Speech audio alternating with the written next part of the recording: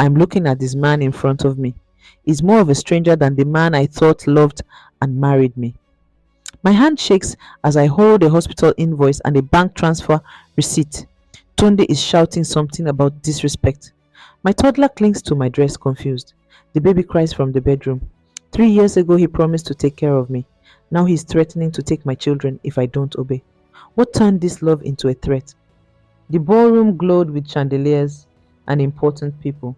I was there representing my company's PR team. Black dress, confident smile, business cards in my clutch. Tunde walked up during the cocktail hour. Tall, sharp suit, the kind of smile that made you forget you were supposed to be networking. You look like someone who doesn't waste time on small talk, he said. I laughed. Then don't waste mine. We talked through 3 courses. He worked in procurement for an oil firm, Abuja based, but traveling constantly. I was in Port Harcourt, different cities, but he asked for my number before dessert arrived. The text started that night. Good morning messages with Bible verses, photos of sunrises from whatever city he landed in. Thinking of you became his signature sign off. Week 2, flowers arrived at my office. 2 dozen roses. My colleagues circled my desk like I'd won something. Week 3, he flew to Port Harcourt just for dinner, booked a rooftop restaurant, held my hand across the table and said, I know this is fast, but I can't stop thinking about you. Week 4, he sent a care package to my apartment. Chocolates, a handwritten letter, a bottle of perfume I'd mentioned once in passing. The letter ended with, You deserve someone who pays attention. I was falling. Hard. By month 2, weekend trips became our routine. He'd fly me to Abuja. We'd explore art galleries, try new restaurants. He'd hold doors, pull out chairs, introduce me to his friends as the woman I'm going to marry. His friends laughed. I blushed. He didn't laugh.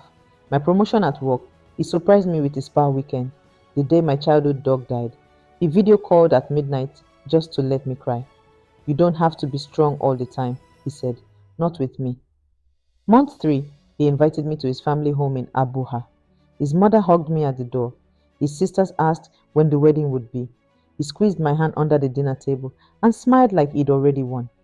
Driving me back to the hotel that night, he stopped the car by a quiet park. Zara, I need to say something. My heart pounded. Okay, I've dated before. A lot. But I've never felt like this. Like I want to build something permanent. I see you in my future, in every part of it. I didn't know what to say. He reached into the glove compartment and pulled out a small box. Inside was a silver necklace, a pendant shaped like a key. It's not a ring. Not yet. But it means you have access to all of me. No locks. No secrets. I want you to trust me the way I trust you. I wore it every day after that. Month 4, he video called me at midnight. I want to marry you, he said. No preamble, no games. Tunde, I know what I want. Do you? Because I'm not playing around, Zara. I want to wake up next to you, build a home with you, have children with you, grow old with you. His voice cracked slightly. Tell me you feel the same. I did. I wanted the man who sent flowers to my office, who held me when I cried, who talked about forever like it was a promise he intended to keep. Yes, I whispered. Registry next month. Small thing. We'll do the big ceremony later when we have time to plan properly. But I don't want to wait anymore. Life is too short. I hesitated. Next month? That's so soon. Why wait? I'll handle everything. Flights, papers, witnesses, venue. All you need to do is show up in something beautiful and say yes. Let me take care of you. He sent the e-ticket 2 days later. The registry date was circled in red on a calendar, screenshot he'd designed himself. Below it, he typed, the first day of our forever. I'll take care of you. I believed him. Why wouldn't I? He'd spent 4 months proving he was the kind of man who kept promises. The first 6 months felt like floating. Tunde rented a 3-bedroom apartment in Abuja. Quiet estate, generator that actually worked. He hired a house help before I even moved my boxes in. You shouldn't stress yourself, he said. Grace will handle the cleaning and cooking. You just settle in. I wasn't working yet. It suggested I take a few months to adjust to Abuja, find the right company, start fresh. It made sense. My previous job had drained me. The positive pregnancy test came 3 months after the wedding. I stared at the two lines in our bathroom. Grace knocked on the door. Madam, you need something? No, I'm fine. I wasn't fine. I was terrified and excited and confused. We hadn't planned this, but when I showed Tunde that evening, he lifted me off the ground. This is perfect, he said. You don't need to rush back to work now. Focus on the baby. I'll cover everything. He bought me a gold bracelet the next day. Thin, delicate, expensive. I promise, he said, fastening it on my wrist. I'll always take care of you. I wore it every day. The cracks started small. A comment here, a sigh there. You're home all day and the kitchen still looks like this. Do you know how much I spend on this house? And you can't even manage Grace properly? I laughed it off. Pregnancy hormones, I told myself. He's just stressed from work. But the comments grew sharper. You're getting lazy, Zara, and wasteful. Do you think money grows on trees? The baby came. A boy. We named him Tommy. Tunde was proud. Posted photos everywhere.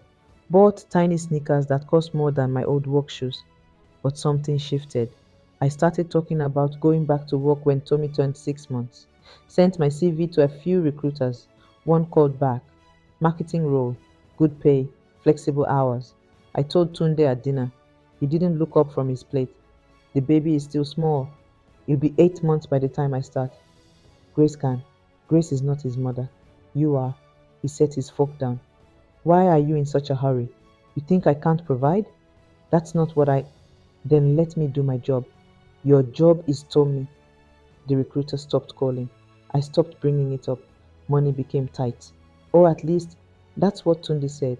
He started handing me cash in envelopes instead of transferring to my account. For the house, he'd say, make it last.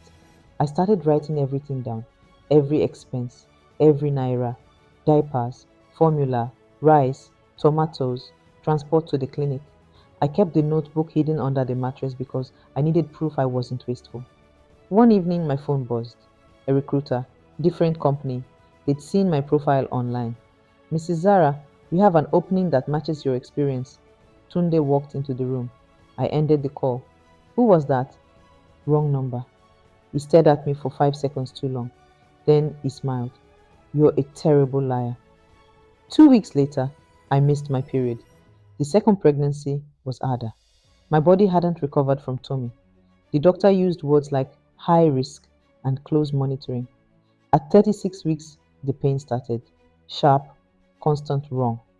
Tunde drove me to the hospital at 2 a.m. The doctor examined me and shook his head. We need to do a C-section. Now, I don't remember much after that. Bright lights, cold metal, voices telling me to breathe. I woke up in a ward. A nurse was checking my vitals. Tunde sat in the corner, scrolling his phone. The baby? I whispered. She's fine. Girl, healthy. Relief crashed over me. Then pain. My incision burned like fire. Tunde stood. I need to make some calls. I'll be back. He left the room. I closed my eyes. What I didn't know, what I wouldn't know until I got home, was that while I lay in that hospital bed, stitched and weak, Tunde made a call to Grace. Pack your things, he told her. I can't afford help anymore. Leave before Zara comes back. His voice was calm, businesslike, the same voice he used when negotiating contracts. Grace asked about severance. He said he'd send it. He never did. When the nurse brought my discharge papers the next day, I smiled. I thought I was going home to help, to Grace, to a clean house and warm food. The hospital invoice sat in my bag. Tunde had paid cash. I didn't look at the amount. I should have. The house was silent when we walked in. Too silent.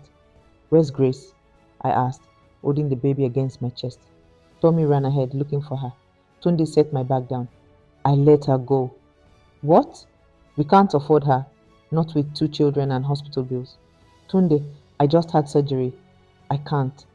You caused this surgery by being lazy during pregnancy. The doctor said you didn't rest enough. Now we're paying for it. He moved to the kitchen. Dinner won't cook itself. My incision throbbed. I had a paper from the doctor folded in my bag. It said, no heavy work for 6 weeks. Lift nothing heavier than the baby. Rest. I tried to show him. He waved it away. Doctors always exaggerate. You're not dying. Just cook something light. I called Aunt Nene that night after he left for a work meeting. She arrived in 40 minutes with 2 bags of groceries and fury in her eyes. Where is he? She asked. Out. And he left you like this? With 2 children and fresh stitches? She stayed for 3 days. Cooked, cleaned, watched Tommy while I fed the baby. Tunde came home on the third evening. Aunt Nain was heating rice. What is she still doing here? He asked me. Not her. Me. Helping. I can't manage alone yet. You are not alone. You have me. Aunt Nain turned from the stove. You? You haven't touched a plate since I arrived. You don't even hold your daughter.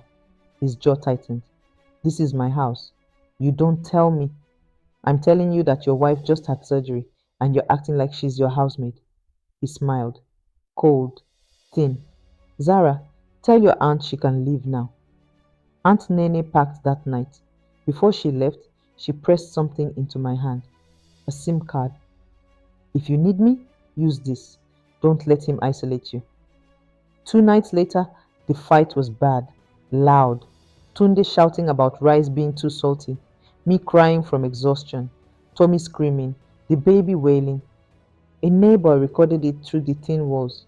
The audio was muffled but clear enough. Tunde's voice, you're useless. I should have married someone who knows how to be a wife. My voice breaking, I just need help. Please, I'm in pain. His voice again. Pain? You want to know pain? Keep disrespecting me and I'll show you. The voice note started circulating in the estate WhatsApp group by morning. My friend Bimpy called me at dawn. Zara, people are talking. That voice note, is that Tunde? I didn't answer. She came over anyway, saw the state of the house, saw me barely able to stand, saw Tunde's car missing from the lot again. You're coming with me, she said. I can't. He'll what? Let you die? Pack a bag, now. Tunde called while we were loading the children into Bimpy's car. I answered on speaker. Where are you going? Aunt Nene's, for 2 weeks, to recover. Silence. Then, fine, exactly 14 days. Then you come back. And Zara? Don't make me come get you early. Aunt Nene's flat was small but safe. She set up a mattress in the living room for me and the children, fed me 3 times a day, held the baby while I slept. On day 3, I could finally think clearly. I opened my laptop, updated my CV. The file name read Zara _ resume _ final dot docs. I saved it to a flash drive and kept it in my purse. I made a list of companies in my hometown, places I could work remotely or relocate to, places far from Abuha, far from him. I didn't send anything yet, but I was ready. Aunt Nene taped a calendar to the fridge. 14 days. She crossed off each one with a red marker. On day 13, I slept deeply for the first time in months. On day 14, the doorbell rang at 6 a.m. Tunde stood at the gate, car engine running. The drive back was silent. Tommy asked for his father's attention. Tunde ignored him. The baby slept in my arms. I watched Abuha pass outside the window and felt the walls closing in again. At home, he finally spoke. You embarrassed me. Running to your aunt like I'm some monster. People are talking. I needed help. I still need. You need to remember who you belong to. He stepped closer. No more visits. No more running. You stay here with me. Understood? I nodded. That night I started saving. 50 naira here, 100 naira there, market change, leftover transport money. I hid it in an empty diaper tin under the bathroom sink. The tin smelled like baby powder and desperation. I used my old phone, the one he didn't monitor, and started sending CVS. I'd go to a cyber cafe 3 streets over when he thought I was at the market. The owner, a tired woman named Mama Jid, let me use her computer for 50 naira per session. Husband trouble? She asked once. Something like that. Send those applications, sister. Keep moving. One afternoon, while Tunde was in the shower, I saw his laptop open. Email tab, sent folder, a transfer receipt, 500,000 naira to BCK. I grabbed my phone and took a photo. Then another, a loan letter from his bank. 2 million naira borrowed 3 months ago. Purpose, business investment. What business? He'd never mentioned any business. I emailed the photos to myself, deleted the sent mail from his trash, closed the laptop lid. The bathroom door opened. I was standing right there. Tunde's eyes went from me to the laptop, back to me, looking for something, just checking the time. He smiled, but it didn't reach his eyes. You're a terrible liar, Zara. Tunde started calling his family, his mother, his sisters, his cousins. Zara is becoming difficult, ungrateful. I work myself to death and she complains I'm not around enough. He played the victim beautifully. The suffering husband, the provider, the man trying his best. His mother called me. Zara, what is this I'm hearing? Tunde says you're making trouble. Mama, I'm not. You have two children now. You need to be patient with your husband. Stop all this running to your aunt. It's disrespectful. I stopped defending myself. What was the point? Instead, I built my proof. A brown envelope. Inside, doctor's note. No heavy work for 6 weeks. Expense notebook showing every naira I'd spent. All accounted for. Screenshot of the voice note. I'd saved it from the WhatsApp group before Tunde made me delete it. Photo of the loan letter. Photo of the transfer to BCK. I labeled the envelope in red marker. Proof. An email came. Subject. Marketing manager role. Next steps. I opened it in the bathroom. Door locked. Heart racing. Dear Mrs. Zara, we were impressed with your portfolio and would like to schedule a video interview. The position includes housing allowance and relocation support if needed. I scheduled the call for a Tuesday afternoon when Tunde had a site meeting. The HR manager was kind, professional, asked good questions. I answered honestly. At the end, she said, we'll send confirmation within a week. But between you and me, the job is yours. I thanked her, ended the call, sat on the bathroom floor and cried. That evening, I printed one copy of the transfer receipt. Just one. I needed to see if he'd notice. Tunde came home late, saw the paper on the kitchen table. He didn't say a word, just flipped the table. Plates crashed, rice and stew splattered the wall. Tommy screamed. A neighbor knocked on the door. Everything okay in there? Tunde straightened his shirt, smiled, opened the door. Just fine. Small accident. You know how it is. The church couples forum met every last Saturday of the month. Tunde insisted we attend. We need to show people we're fine. United. I agreed, but I brought my phone and the brown envelope. 15 couples sat in a circle. The pastor opened with prayer, then asked, who wants to share a struggle today? Tunde raised his hand. Pastor, I want to talk about gratitude. I work hard for my family. I provide. But my wife, she's never satisfied, always complaining, always running to her relatives with lies. He looked at me. I just want peace in my home. Heads nodded. A few wives glanced at me with pity. Poor ungrateful Zara. The pastor turned to me. Sister Zara, what do you say to this? I pulled out my phone. I'd like to play something. Tunde's face went pale. Zara, don't. I pressed play. His voice filled the room. You're useless. I should have married someone who knows how to be a wife. My voice breaking. I just need help. Please, I'm in pain. His voice again. Pain? You want to know pain? Keep disrespecting me and I'll show you. Silence. I pulled out the envelope, handed copies to the pastor and two elders. This is the loan he took. 2 million naira. This is the transfer to someone named BCK, 500,000. This is my expense record showing I'm not wasteful. This is the doctor's note saying I shouldn't do heavy work after surgery. He fired our house help while I was in the hospital recovering from a C-section. An elder picked up the transfer receipt. Who is BCK? Tunde stood. This is private. You have no right. Sit down, the pastor said. We have every right when you accuse your wife publicly. Aunt Nene stepped out from the back of the room. She'd been standing there the whole time. I was there, she said. I saw how he treated her. I saw the stitches. I saw the children crying while he did nothing. The room turned on Tunde. The elders proposed restitution, return the house help, or hire a new one. Fixed child support deposited weekly. Counseling sessions, monitored by Aunt Nene and another elder. Tunde's jaw clenched. Fine, whatever you want. He didn't mean it. I could see it in his eyes. As people filed out, he leaned close. Report me all you want. You'll regret this. The email came Monday morning. Subject: offer letter, marketing manager position. I read it 3 times to make sure it was real. Start date: 10 days from now. Salary: more than I'd made before. Housing allowance.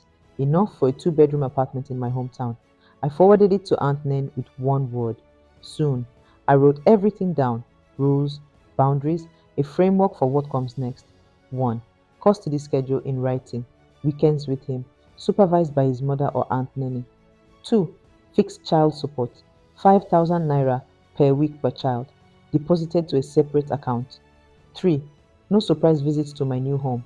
4. All communication through a lawyer or mediator. No more direct calls unless it's about the children's health. I printed 2 copies, signed mine, left a blank line for his. Sign this, I said, or I file a formal report with the police and send all the evidence to your employer. He laughed. You think you can threaten me? It's not a threat. It's a boundary. He refused to sign. So I went to the police station, filed a diary entry, documented everything: the voice note, the transfers, the threats. I emailed HR at my new job, explained there might be address security concerns. They assigned me a company apartment with a gateman and CCTV.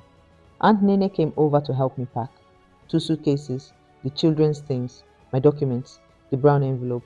We were loading the last box into Bimpy's car when my phone buzzed. A message from an unknown number. A photo.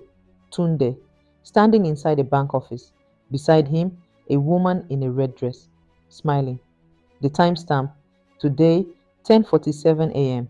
The caption, last withdrawal before she runs. The woman's face was turned slightly away, but her name tag was visible in the reflection of a glass partition behind them. PCK. I stared at the photo for 10 seconds. Then I forwarded it to the lawyer, to Aunt Nene, to the elder from church. I saved it in 3 places. Bimpy started the engine. You ready? I looked back at the apartment, at the life I tried to build, at the cage I almost died in. I'm done begging for love. I'm protecting my children. The car pulled away. Dear friend, what lessons have you picked from this story? Share with us in the comment section. Bye for now.